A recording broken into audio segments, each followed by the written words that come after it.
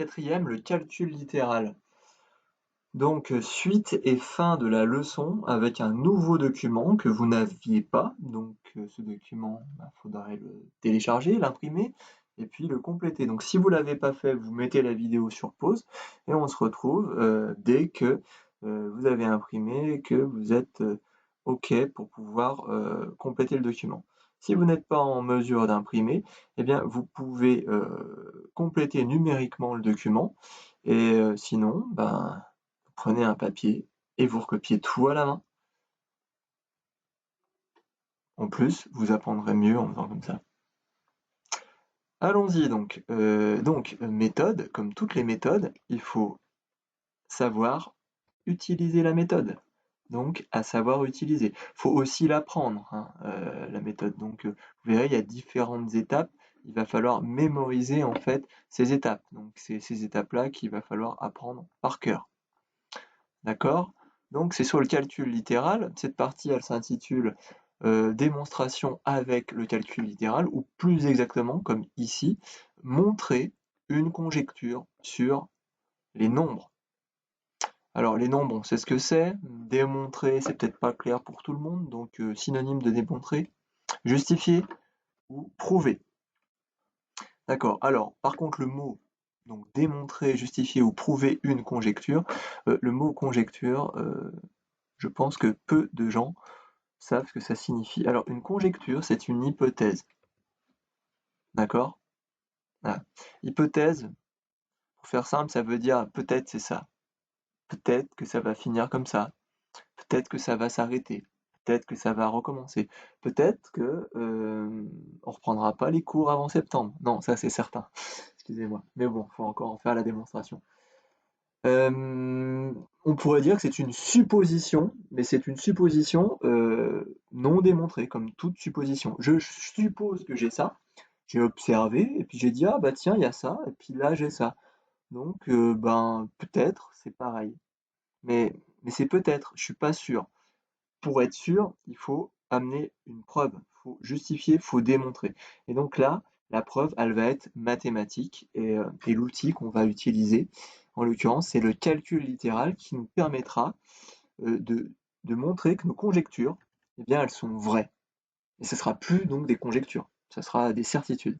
Une fois qu'une conjecture a été démontrée, elle devient une vérité, une certitude. D'accord? Donc vous avez un exercice et on va servir de cet exercice pour comprendre tout ça. Donc en utilisant le calcul littéral, vous avez un exercice, vous avez ici l'énoncé, choisir un nombre, virgule, ajouter 3 à ce nombre, virgule, multiplier le résultat par 2 et enfin retrancher le double du nombre choisi au départ. Alors toute cette partie-là, que j'ai encadré en rouge, on appelle ça un programme de calcul. Effectivement, on choisit un nombre, on lui ajoute 3, on multiplie le tout par 2 et enfin on retranche le double du nombre choisi au départ. Retrancher, qu'est-ce que ça signifie? Retrancher, alors retrancher, c'est enlever une tranche, quelque part. Donc retrancher, c'est soustraire, c'est enlever. D'accord? Donc vous verrez, il y a pas mal d'exercices qui sont comme ça. Retrancher, on enlève. OK, et puis donc la question c'est démontrer que l'on obtient toujours 6 comme résultat final, quel que soit le nombre choisi au départ. Quel que soit, quelque c'est en deux mots, hein, là. C'est pas le même quelque. Quel que soit le nombre choisi au départ. Donc là, la conjecture elle est donnée. La conjecture c'est que on obtient toujours 6 quel que soit le nombre de départ, avec ce programme de calcul. Et donc on va devoir prouver que cette conjecture elle est vraie, et elle est vraie pour n'importe quel nombre. Donc là, on va faire tourner le programme. On dit souvent on va faire tourner le programme, c'est-à-dire que on va le tester pour différents nombres. Donc vous avez de la place dans la marge, et dans la marge, donc vous allez écrire on teste, et puis on va tester pour 5. On aurait pu prendre n'importe quel autre nombre, mais on va prendre 5. Allons-y.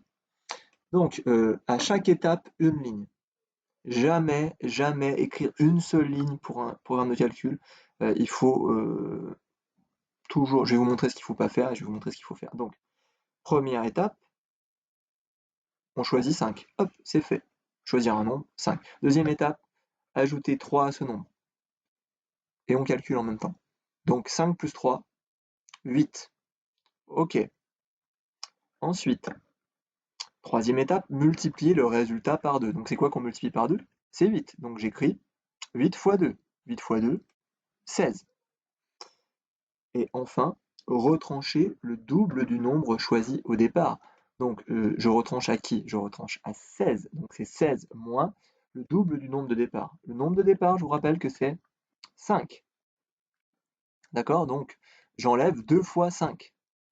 Et 2 fois 5, ça fait 10. Donc ça me fait 16 moins 10. Et 16 moins 10, 6. Qu'est-ce qu'on nous disait? Ah oui, et démontrer que le résultat obtenu est toujours 6. Donc là, c'est pas toujours, mais en tout cas, une chose est certaine, c'est que si on choisit 5, on obtient 6. On a fait avec un exemple, mais c'est pas un exemple qui va nous permettre de dire c'est toujours ça. Pour être sûr que c'est toujours ça, eh bien, il faudrait faire pour tous les nombres. Sauf que des nombres, il y en a une infinité. Et que donc, pour le faire, il faudrait l'éternité. Et franchement, on n'a pas que ça à faire. Qu'est-ce qu'il faut surtout pas faire quand on écrit le programme de calcul? Il y a des élèves, j'ai beau leur dire, ils me font ça. Mais ça, c'est terrible. Donc, ils m'écrivent tout sur une seule ligne.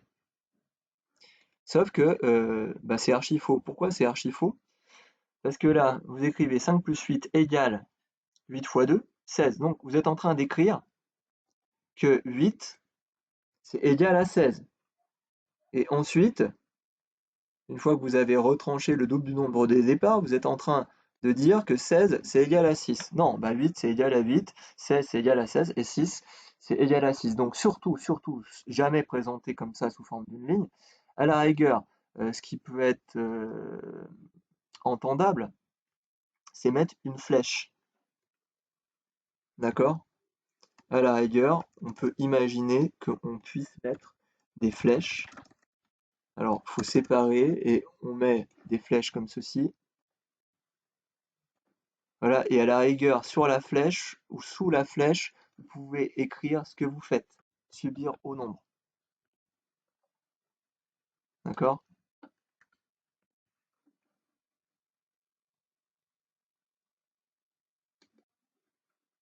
Ok, mais bon, on s'en fout, on fait pas ça, on fait plus simple, on fait en colonne comme ceci. D'accord? Donc vraiment important. Donc là, il n'y a pas d'ambiguïté. Je choisis le nombre 5. Voilà, j'ajoute 3, ça fait 8. Je multiplie ensuite par 2, ça fait 16. Et je soustrais le double, ça fait 6. Ok, on va faire un second test avec le nombre 14. Donc pareil, première étape, je choisis le nombre 14. Deuxième étape, je lui ajoute 3. Donc 14 plus 3, ça fait 17. Ensuite, je le multiplie par 2. 17 fois 2, ça fait 34. Et enfin, à 34, je lui soustrais le double du nombre de départ. Le nombre de départ, c'était 14. Voilà, donc ça me fait 34 moins 28. Et je vous invite à vérifier à la calculatrice. Si ça se trouve, je me suis trompé.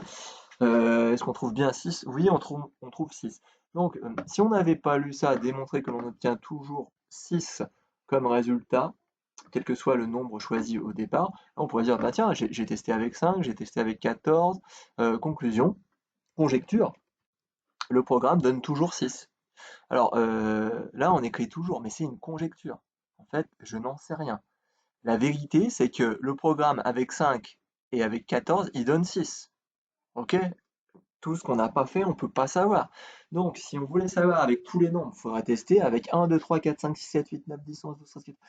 Mais pas que, même les nombres négatifs, et puis aussi les nombres décimaux. Alors, vous pouvez le faire. Mais je vous dis, des nombres, il y en a une infinité. Donc, il faut une éternité. Donc, on ne peut pas démontrer la conjecture comme ça. Euh, on ne démontre pas quelque chose avec un exemple. Un exemple, c'est toujours un cas particulier, et les cas particuliers ne permettent pas de prouver quoi que ce soit.